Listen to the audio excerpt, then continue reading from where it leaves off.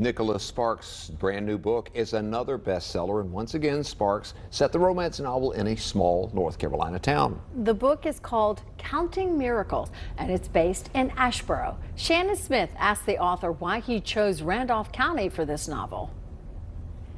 This new book is creating quite a buzz at the Asheboro Public Library. Well, right now we have a waiting list of 244 people. It seems everyone in the city wants to read Nicholas Sparks' new novel.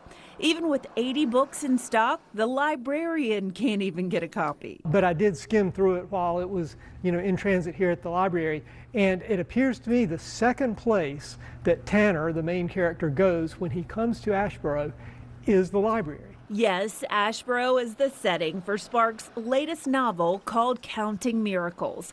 That news came as a complete surprise to everyone in town. We found out through social media.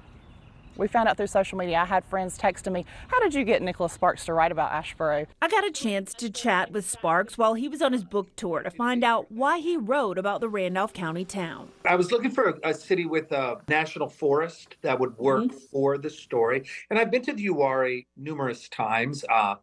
I like to actually go off-roading in the Uwharrie, ride along some of those trails. Counting Miracles is Sparks' 24th novel, and like all his previous releases, it's already topped the bestsellers list. It's a Nicholas Sparks novel, right? So there's a story, there's some romantic elements in the story. Of course, it's set in Asheboro, North Carolina, a town that I felt should be in one of my novels. Sparks lives and writes in Newbern and usually bases his books on small towns in the state. And of course, I've written about the mountains, let's say, in The Longest Ride, and I've written about the coast, let's say, in any number of Not Message in a Bottle.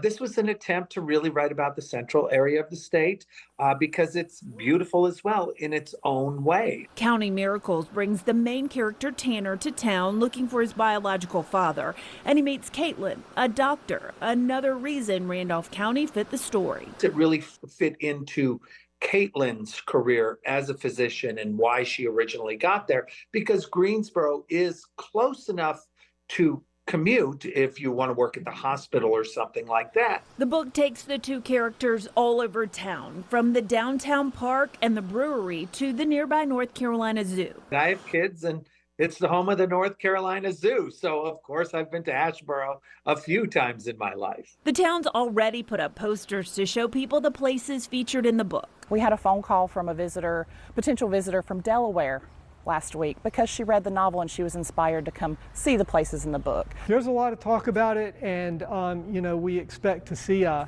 sort of a tourism boost from it. Especially because there's already a deal to make the book into a movie. So I have been in contact with the state film office. We don't know of location, we don't know of timing. But of course, everyone here hopes to see Asheboro on the big screen. Absolutely. How do you film a movie that brings the North Carolina Zoo to life without being here at the North Carolina Zoo? In the meantime, the librarian will be waiting his turn on the book. Looks like we have about 79 copies. In Asheboro, Shannon Smith, Fox 8 News.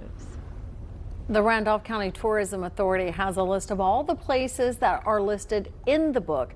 Their website is theheartofnorthcarolina.com. I love that people get so passionate about a book that they want to come visit and see and kind of relive what they read about. He is so popular, and a lot of times people will do that. If you're reading one of his books, or like he's done them all over. Yeah.